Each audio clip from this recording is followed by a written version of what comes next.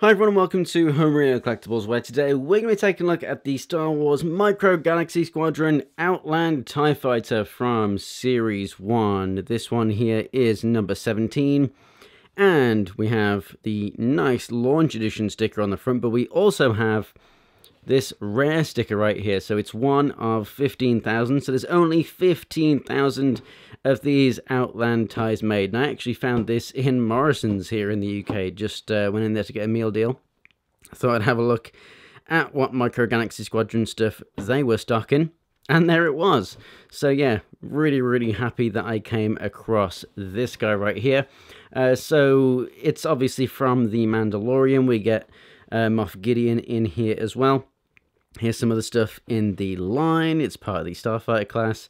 And we have the little blueprint card that you can take out. So it's exactly like a regular tie. As you can see, the wings do come off. But obviously the main difference with the Outland tie to a regular TIE fighter is that these were designed with the foldable wings so that they can actually land by themselves, not at a normal hangar bay or within a ship or something where they rest on the stands. With something like this, I mean, it would be nice, like, because there's a lot of people that would like a Moff Gideon and an Outland TIE Fighter, but there's not as many of these around. It's certainly not super hard to get, but online they will be a lot more pricey, and there's only going to be, obviously, 15,000 in the world. So if there's a lot of scalpers out there that track down a lot of these, then obviously the resale value is going to skyrocket because they're going to sell them at God knows what price. So let's go ahead and open this thing up and take a closer look.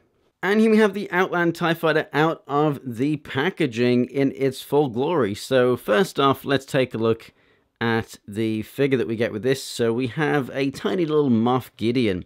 So obviously in terms of paint, this guy doesn't have very much. He just has the face paint on there right there. Other than that, he's basically all in black. They went a little bit too far into the head there on the one side, but the other side looks totally fine for that hair. Yeah, the armor is sculpted in really nicely. It's just that it's all black, so there's not really much to look at. The cape fits on him nicely, stays nice and snug. Obviously, it needs to be removable. Otherwise, you wouldn't fit him in the vehicle. It's got that nice kind of maroon, so, you know, dark red color there. And yeah, really nice. It is actually quite flexible as well. So that works well with him.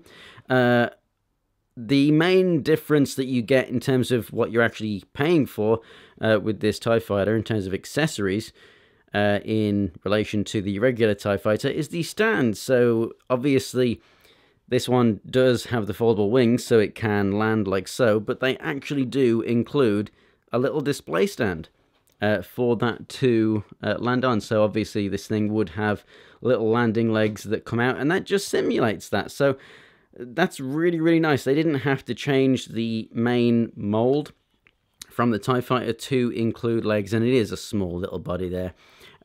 So I'm really happy with that. I'm really happy that they included a little something for us to put this on. And I like how the base there is clear as well, so it doesn't take too much away from the actual TIE Fighter itself.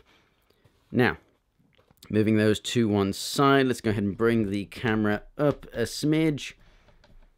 And let's extend these wings so they just fold upright. And there we have it. There is the TIE Fighter.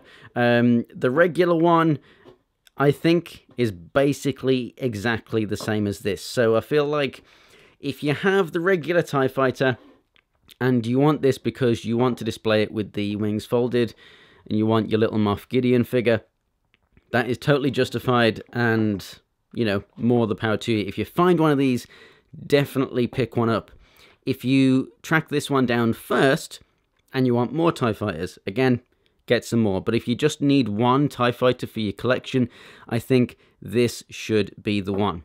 You can display it either as a regular TIE or as the landed, well, I mean, you could do whatever you want. You could create your own little look and have it flying around like this or whatever. But, you know, if you want it displayed as the actual Outland TIE Fighter that we see in the Mandalorian and others, obviously you're going to have to buy some more.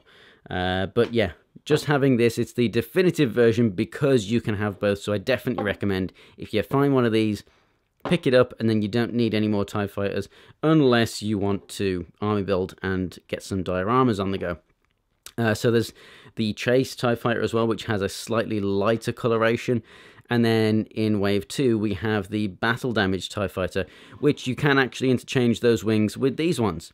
So they just simply pull off, and they do go on a certain way. You have a little flat ridge there, so it doesn't go on that way around. It does just go on that way, which doesn't make a difference for this, but obviously for that Battle Damaged one, it will, because I think it's only the one wing that you have broken on that. So if you wanted 2 battle damaged wings on your TIE Fighter, you'd have to buy 2 of those and interchange them. But I think the coloration on the battle damaged one is ever so slightly different to this in the original TIE Fighter from Series 1. So there's definitely reason out there to buy multiple TIEs, obviously for army building reasons and for your displays and whatnot. But if you want one definitive TIE Fighter and you ask me which one should you get, it's this one, because, you know, none of the others can fold the wings like that. It's just a shame that they made it rare, so there's only 15,000 of them in the world. In general, it's a TIE Fighter. You're getting exactly what you think you should be getting. It's honestly perfect. We have some red lights on the back there, and we have some red ones on the front there, which is realistic. Yes, it fires green laser bolts, but those cannons are actually meant to be red all the time. You do have the transparent cockpit, but the top section here, this is not transparent. I do believe on the battle damage version from Series 2, that is actually transparent, so that's one thing that they did change there. So you can open up that cockpit, and let's see, you can actually see... Well, it might be actually very difficult for you, because it's hard to get the light in there, but there is a chair in there, you can just about see that. And there is a little command console and stuff. You can actually see more if I angle it like this than you can through the top. But yeah, very, very cool considering the space. So if we go ahead and seat Moff Gideon in his Outland TIE Fighter, pop him right down in there. It would be very difficult to keep on getting him in and out, so just like the X-Wing and the Jedi Starfighter, we do actually have this on the bottom. Now on those, they just kind of flap around loose until you put in the astromech droids, because that holds it down. But for this, it's actually spring-loaded, which I like better.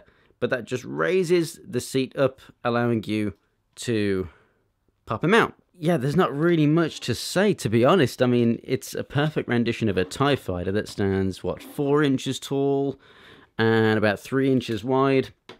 Let's go ahead and show the size comparison with an X-Wing right here, with slightly wonky wings there. But yeah, I really, really do love the look of this thing. I'm so happy that we actually get this little display stand as well.